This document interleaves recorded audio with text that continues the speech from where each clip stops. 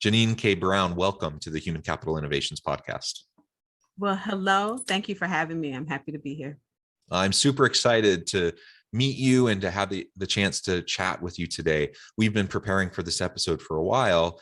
And as I was looking over your bio again and just looking at all the great accomplishments that you've had, I just got really excited about the range of things we could talk about. I thought we could focus today, in addition to talking a little bit about your book, I wanted to focus today on sustaining diversity, equity, inclusion, and belonging efforts within organizations.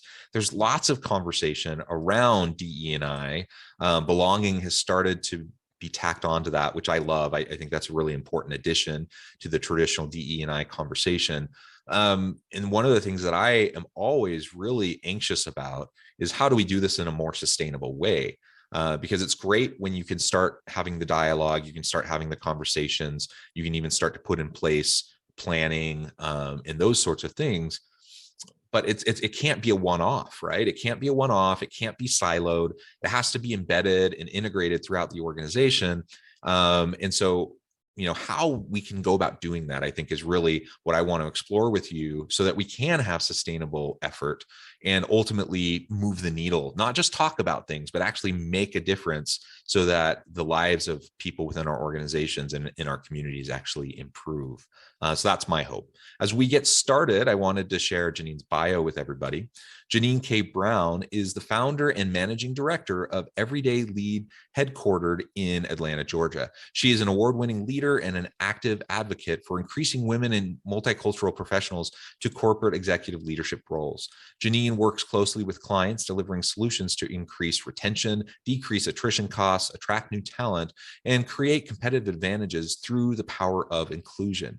Jeannine has a Bachelor of Science in Accounting from Alabama State University and a Master of Business Administration from Robinson College, Georgia State University. She sits on the ASU Foundation Board, the AICPA Women's Committee, and the City of South Fulton Planning Commission.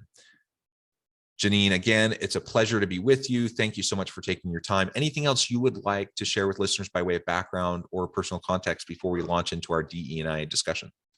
No, you actually covered it pretty well. So I'm just happy to be here. I think that was a lot about me. And anybody else that's interested, they can definitely find more information about me on our website at everyday-lead.com.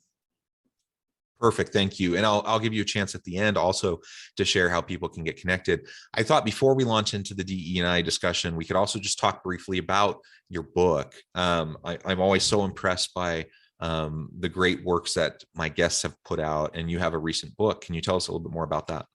Yeah, so I do have a book. It is called Unstuck and Unstoppable: 6 Strategies to Leverage Your Value, Increase Your Visibility, and Gain Recognition to Accelerate Your Career. So it is not a DEI book.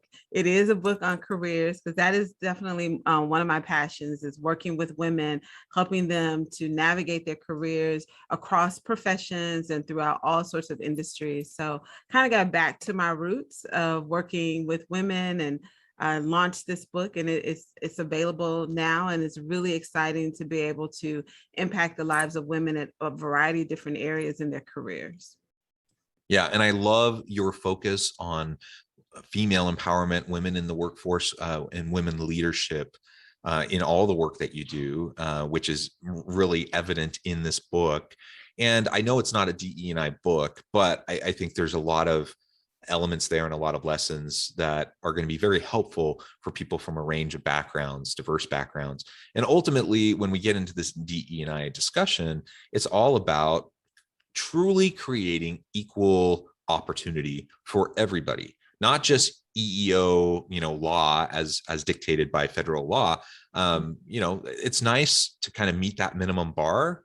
I suppose that's a slight step in the right direction, but if we're truly trying to create a dynamic organization that values diversity, that creates that is equitable, creates an inclusive environment in a culture of belonging where everyone has the opportunity to be their best, genuine, authentic selves at work, do what they do best every day, contribute in meaningful ways, and ultimately drive success for them, their team, and their organization. It all starts with the principles that you talk about in your book, and then really how we build that within the organization to break down, to disrupt the the systems, the structures that have perpetuated, the privilege and in disadvantaging certain populations that have historically, been marginalized. So I'm super excited to get into that conversation. But before we do, I do want to encourage listeners, by all means, check out the book.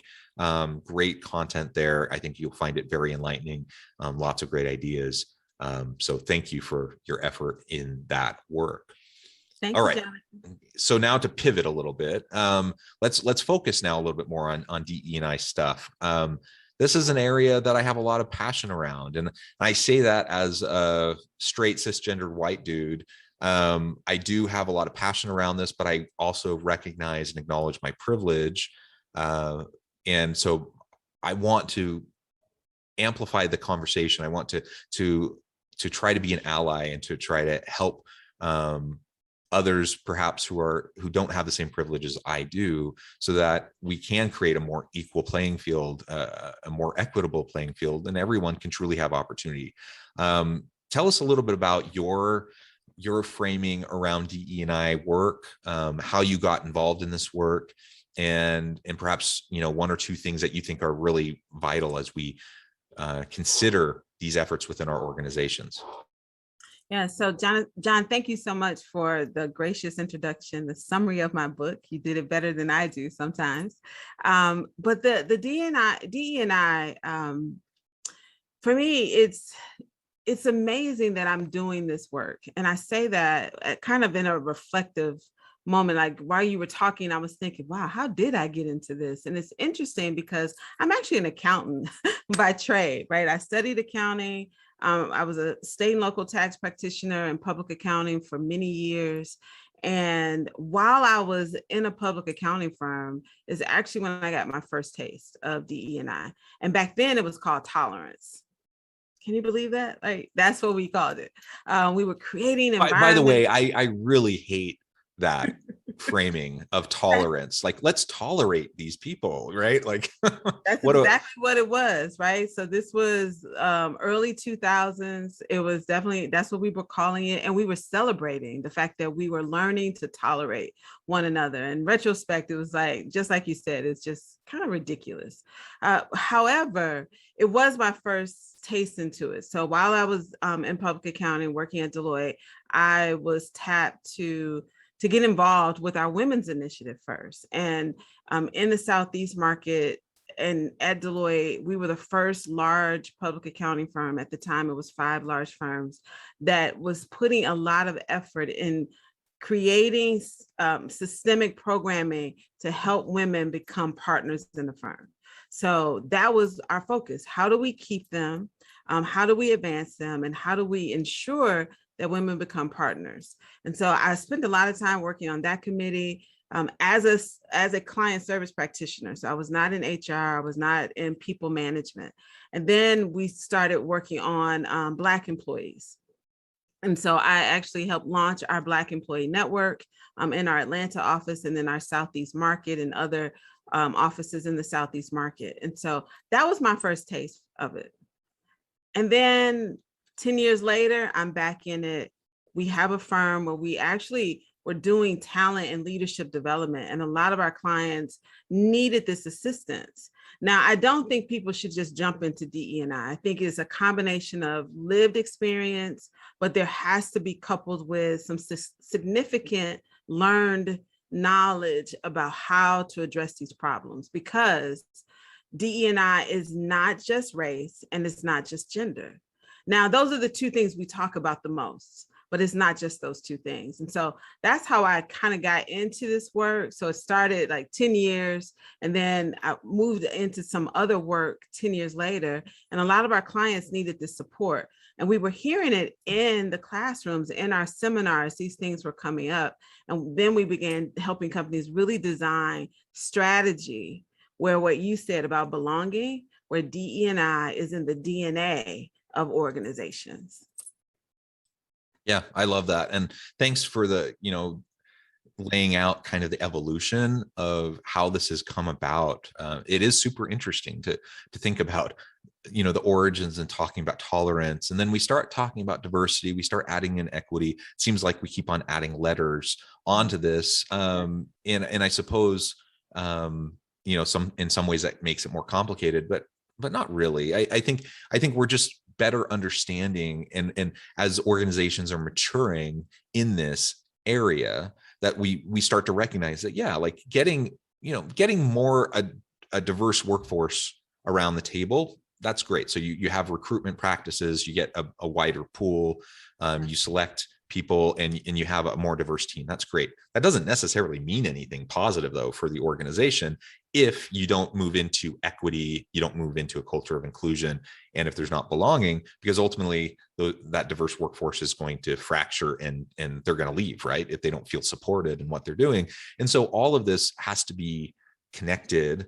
It can't, like I mentioned earlier, it can't be siloed. It can't be like one person, like the chief diversity officer's role to promote DE&I throughout the organization. It has to come from the top, from the C-suite on down, and it has to be embedded, mutual accountability throughout the leadership ranks. And really, ultimately, every employee needs to see themselves as playing a role in these DEI and belonging efforts within the organization. Otherwise, you're never going to get to the culture change that's necessary to truly make the difference, to drive not only personal success, acknowledging, seeing, being with everyone in their difference, but then also leveraging that for innovation and for organizational success as well.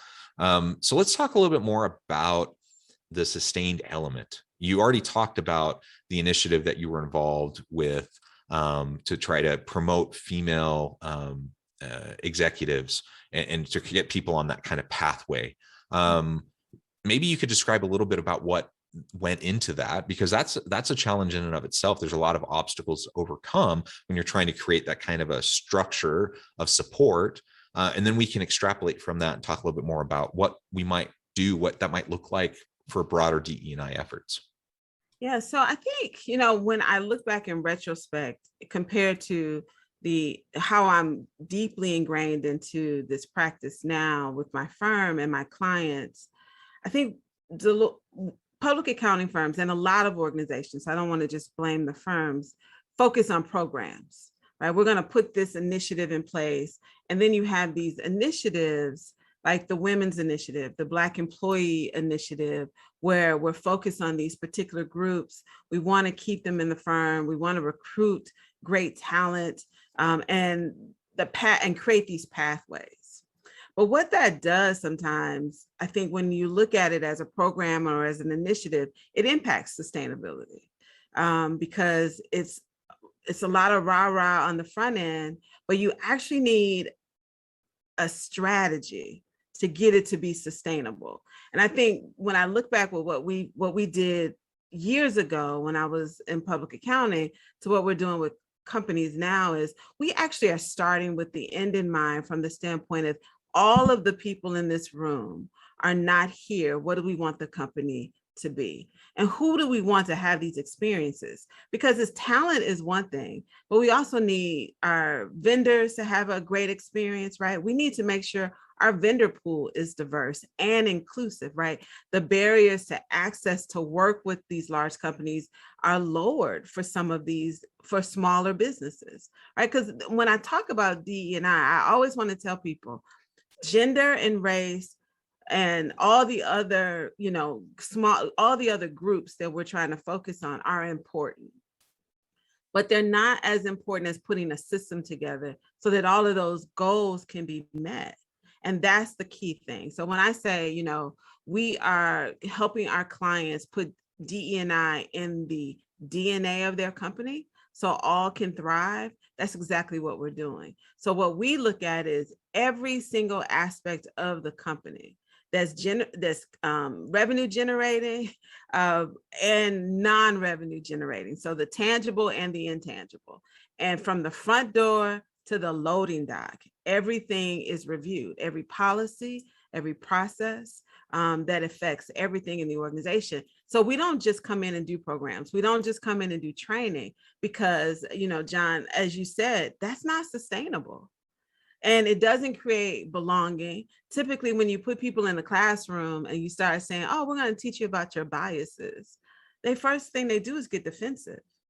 But if we present to them, this is the kind of organization we're trying to create, and we want you to be a part of creating that culture, then people self-identify their biases, because the first thing they say, hey, we got to make sure our interview teams are more diverse. We got to make sure the vendors that we're working with, that do we have enough women vendors, minority-owned companies that are involved. You would be surprised if you enter to those conversations, what I call through the back door, then people start creating policies on their own.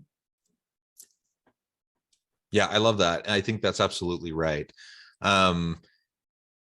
Creating kind of a shared ownership around the decision-making process, and having a collaborative approach to what these DE&I efforts are going to look like throughout the organization within individual teams is really important. Now, from an educational standpoint, sometimes it is important to have that training on implicit bias. Yeah, maybe people aren't very familiar with that concept and they don't realize it. And to your point, people do get very defensive, walls go up very quickly. And so, you have to create, kind of a permission structure for people to be able to acknowledge, those types of biases and prejudices that are baked in, that, it's not anyone's intention perhaps. And you can assume the best of intentions, and you can assume and be as generous as you possibly can be towards individuals, even when negative things are happening, as we're all trying to learn and grow and develop in this space. But those educational pieces, that training, it's really just like the very first minimal step, just to raise awareness. Yeah. It's not going to really change anything. It's all about the shared collaborative ownership over and shared responsibility for, like, how are we going to bake this in throughout the organization? Like you said, how do we bake it into the DNA of the organization? And that gets to every practice, policy, procedure within the organization, both spoken and unspoken, because sometimes there are just norms baked into organizational culture that need to be disrupted. A lot of times there are systems in place that, maybe they served a purpose at one point in time, but you've outgrown it. You've moved past it, and they weren't the most inclusive in the first place. Maybe there's no bad intention originally, but the matter of the fact is they need to be shifted. And so we have to open it up, to critique. We need to be comfortable enough. We need to be secure enough in our own skin as leaders to allow that level of analysis, that level of critique, so that we can start to identify the gaps, understand those elements that are systemically harming people, whether that's the intention or not, it doesn't really matter. But if the harm is there, it has to be dismantled, it has to be disrupted, and it has to be re-envisioned and recreated in a more healthy way. And there's just no shortcut to this. It only happens as you do the hard, sustained work over time of getting people together. This is going to be many meetings, many discussions, many strategy sessions, many implementation sessions. Like that has to become a priority within the organization, throughout the organization, if you're going to have a chance of really having this thing take hold. And it's a positive investment in resources, both people resources from time, talent, financial resources, right, to work with a consultant. It is worth the effort because, and I'll give you a wonderful example. I wish you and all your listeners could have been on a call I had yesterday with a client where we unveiled the DE&I strategy to their larger DEI team. So they have all these subcommittees and their BRGs are in place. And we unveiled the new lingo for DEI, the graphic work, the definitions, and the way the people on video lit up, like their faces, their eyes, the smile. And it was a rainbow of different types of people and personalities and experiences. gender identifying individuals. But to see the visual emotion of everybody on that call was amazing. And I said, you know what? This is why we do this work, right? Because we know that when it's unveiled per se, and people see that they can, all the things that we've talked to them about over weeks of interviews and surveys, and we bring back to their leadership, this is what your employees want. This is what they want to experience. And we can sum that up in 4 letters or 5 letters. It's amazing. It's like a hallelujah kind of revelation type of moment. And I think that's what people are looking for, right? We spend all of our time at work. Like when we're not at work, we're at work. We're not physically there, we're there. On the weekends, we're thinking about work. And so people are so connected to it. They want to know that what they are investing is important in the workplace, and what they're receiving is valued, and they feel valued. And so that's why I think this work is important. And John, you mentioned training. Training is necessary, right? It is something that has to happen.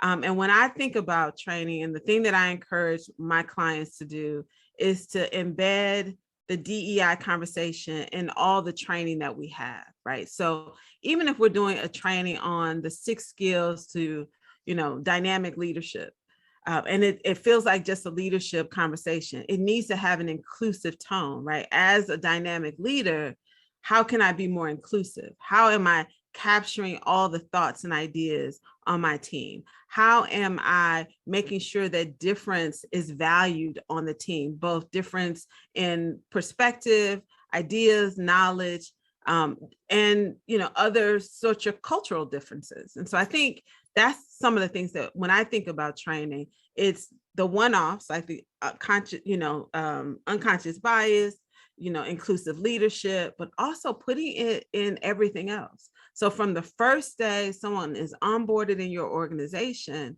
and through the orientation process, they're hearing this inclusive language, and it's in every meeting that you have, and we're talking about it. Because I think when we just do training, what we end up with is diversity fatigue. It's like, oh, I got to go to another DEI training, right? But when it's part of our conversation every day, then it's just part of our conversation every day. Yeah, I completely agree. I love it. I think if we can just get past the point of being so scared in this space, and it is hard. Like I talk to colleagues who are like myself, a middle-aged white dude, and even if they have really good intentions and they want to be more inclusive, they're so scared of being in these conversations and saying something, putting their foot in their mouth, and hurting somebody, that they basically choose to not engage. They just separate themselves, and that's not going to accomplish what we want either. And so we have to create a safe environment where people can learn and grow together, where we can hold each other accountable, but do it in a generous way, so that we're not, throwing out the racist card every time someone slips up and says something that is a little insensitive. But also making sure that people recognize that, yeah, there's certain things that aren't acceptable. And there's certain, we can do better. We need to do better. We need to hold each other accountable. So if we can create that kind of an environment where it's just baked in to every meeting, we know that our focus is around DE&I and belonging, that no longer is it something we have to, explicitly call out constantly, but it's just part of our nature. It's similar to like talking about employee engagement. I think that's been part of the narrative for so long that most people know that that's just kind of part of the deal. Like you get together in teams, you get together as a leader with your people, and you want to be thinking along those lines. And you don't have to have constant trainings around it. Hopefully we get to the point where DE&I is in a similar space, where it's just part of what it means to be a great leader and part of what it means to have a great team. Right. And even the employee engagement, right? When we think about that, it has to have this sense of belonging, like you said, and it also has to be a safe place. Right? You talk about all the things that get added on to DEI. Right now, we're doing a lot of work with our clients on creating psychological safety or healthy workplaces. We've seen and if you follow DEI, you follow this topic, you know, Google has done a study related to it.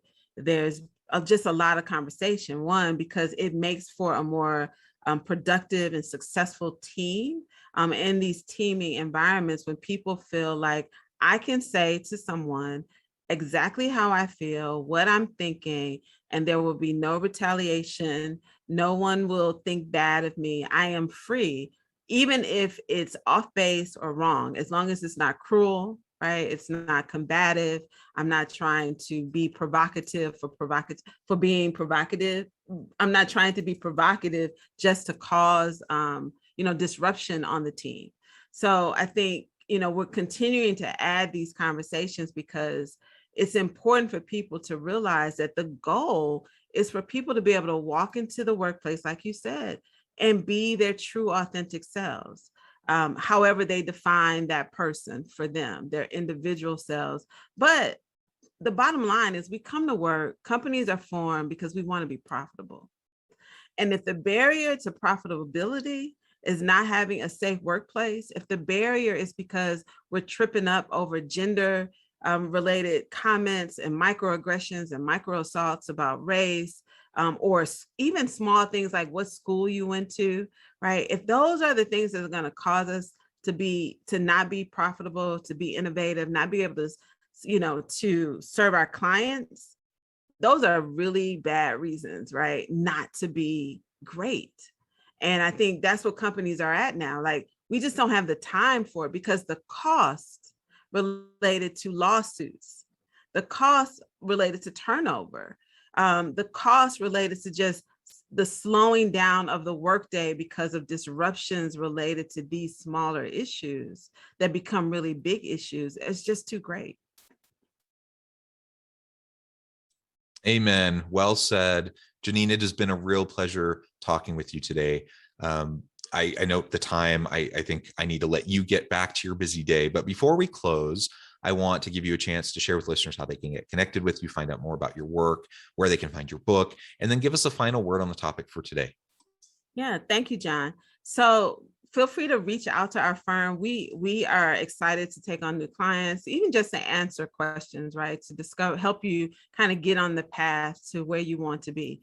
There are a lot of companies who are gun shy about jumping into this work and into DEI, and they just need some help or just need some direction. So you can reach me at Everyday Lead. That's the name of my firm. Our website is everyday-lead.com.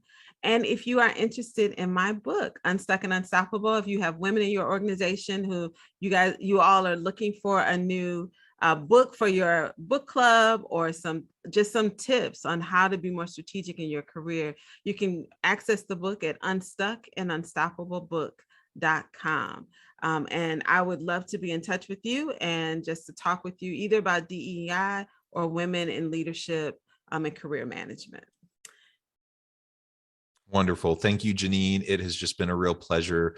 I encourage listeners to reach out, to get connected, find out more about what Jeannine can do for you, to have these conversations, check out her book, check out her organization. And as always, I hope everyone can stay healthy and safe, that you can find meaning and purpose at work each and every day. And I hope you all have a great week.